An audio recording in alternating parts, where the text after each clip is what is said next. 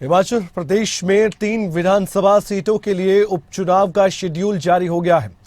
10 जुलाई की डेट है। नालागढ़, हमीरपुर सदर और देहरा में उपचुनाव होना है। 3 निर्दलीय विधायकों के इस्तीफे के बाद इन सीटों पर उपचुनाव होंगे। अब इस उपचुनाव के ऐलान से बाद से ही कांग्रेस बीजेपी पर हमलावर है और बीजेपी कांग्रेस पर। आइए राजनीति समझते हैं।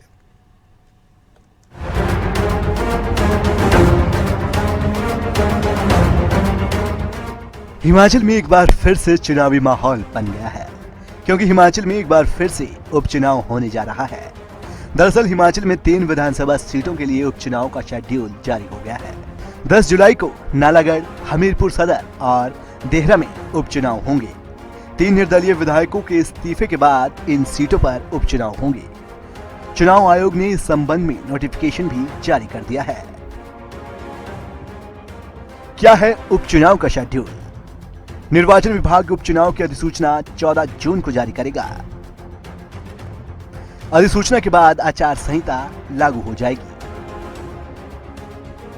14 जून से 15 जून तक प्रदेश में तीनों सीटों पर उपचुनाव की प्रक्रिया पूरी की जाएगी। 14 जून से शुरू होगी नामांकन की प्रक्रिया। 21 जून को नॉमिनेशन भरने की आखिरी तारीख होगी। 24 जून को नामांकनों की छंटनी होगी। 26 जून को नामांकन वापस लेने की आखिरी तारीख होगी। उपचुनाव के लिए मतदान 10 जुलाई 2024 को होगा। उपचुनाव की मतगणना 13 जुलाई को होगी। अब उपचुनाव के ऐलान के बाद से ही कांग्रेस बीजेपी पर हमलावर हो गई है। हिमाचल के सीएम सुक्खू ने कहा कि आजाद भारत में पहली बार किसी निर्दलीय विधायक ने पद से इस्तीफा दिया है। ये चुनाव 3.5 साल के लिए होने जा रहा है। ऐसे में इनके क्षेत्र की जनता को ये फैसला करना है कि इन्हें 3.5 साल के लिए आखिर क्यों फिर से चुना जाए। अब जो ये चुनाव होने जा रहा है, ये 3.5 साल के लिए चुनाव होने जा रहा है और ये एक ऐसा चुनाव है जब से देश आज़ाद हुआ है और देश आज़ाद होने के बाद जो निर्दलीय प्रत्याशी है, जो कि किसी भी पार्टी के प्रत्याशी को समर्थन दे सकते हैं, उन निर्दलीय प्रत्याशियों ने इस्तीफा दिया है। और उन निर्दलीय प्रत्याशियों ने जो इस्तीफा दिया, उसके पीछे क्या कारण रहे? क्योंकि निर्दलीय प्रत्याशी तो चाहे कांग्रेस की सरकार है उसको समर्थन कर सकता है, चाहे विपक्ष है उसको समर्थन कर सकता है। वहीं हिमाचल के कैबिनेट मंत्री जगत सिंह नेगी ने बीजेपी पर निशाना साधते हुए कहा कि ये उपचुनाव हिमाचल पर थोपा गया है और तो और लोकतांत्रिक तरीके से चुनी हुई सरकार को गिराने की कोशिश भी की गई है। ये जो है थोपा गया है चुनाव, जबकि हमारा चुनाव जो है अब 27 तक होना नहीं था। तो ये बीजेपी ने जो है एक लोकतांत्रिक सरकार जो चुनी हुई उसको गिराने के लिए षड्यंत्र किया, धनबल का प्रयोग किया, अनैतिक तरीके से सरकार को गिराने की कोशिश की। उसी का नतीजा ये जो है आपके उपचुनाव आए। अब ये जो निर्दलीय थे इनको भी इन्होंने दागी बना दिया, इनको भी जो है अपने पाले में ले गए और ये सारा धनबल का हुआ इस्तेमाल।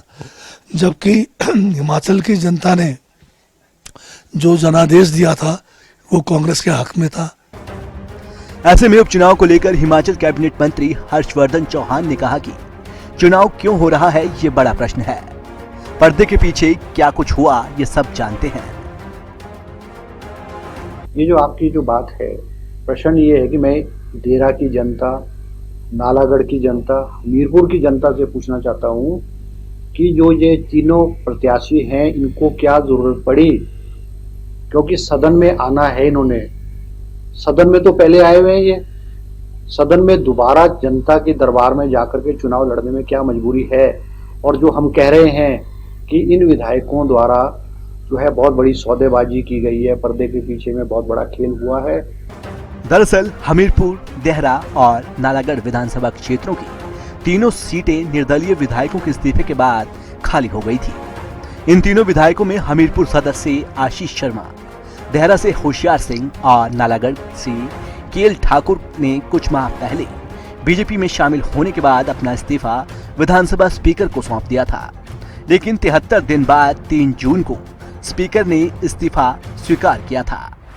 ऐसे में हिमाचल में तीनों सीटों पर उपचुनाव होने तय हुए हैं, लेकिन अब देखना ये होगा कि बीजेपी और कांग्रेस इन सीटों पर अपने कौन कौन से उम्मीदवार उतारेगी, या फिर बीजेपी आशीष शर्मा, होशियार सिंह और केएल ठाकुर पर ही दांव लगाएगी। खबरें अभी तक के लिए शिमला से प्रदीप ठाकुर की रिपोर्ट।